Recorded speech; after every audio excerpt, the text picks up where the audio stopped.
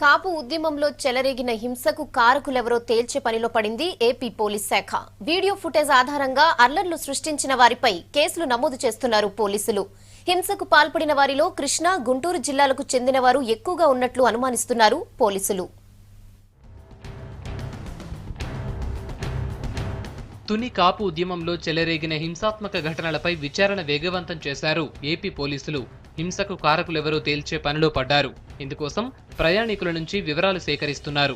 మరిన్ని ఆధారాలు పంపాలంటూ ఓ వాట్సాప్ నెంబర్ను ప్రకటించారు. రత్నాచల్ రైలును తగలబెట్టిన ఘటనకు సంబంధించిన దృశ్యాలుంటే తమకు పంపాలని కోరారు పోలీసులు.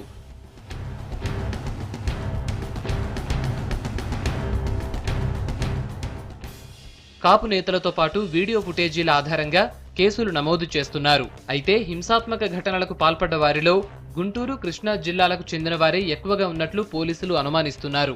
పోలీసు వారు కూడా దీని మీద నిష్పక్షపాతంగా అన్ని విషయాలు వెలుగులోకి వచ్చేంత వరకు ఈ రెండు జిల్లాల మీద అలా నిందలు ఆపాదించడాన్ని మేము బాధను వ్యక్తీకరిస్తూ ఉన్నాం.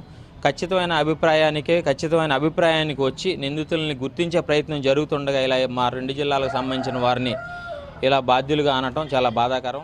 వీడియో ఫుటేజీల ఆధారంగా అల్లర్లకు పాల్పడ్డ వారిని గుర్తించారు పోలీసులు. ఏ ప్రాంతానికి చెందినవారు, వారు ఏం చేస్తుంటారనే దానిపై ఇన్వెస్టిగేషన్ కొనసాగుతోంది. ఒకవైపు విచారణ జరుపుతూనే కేసులు నమోదు చేస్తున్నారు పోలీసులు. ఐక్య గర్జనకు పిలుపునిచ్చిన ముద్రగడతో పాటు పలువురు నేతలపై కేసులు ఫైల్ చేశారు.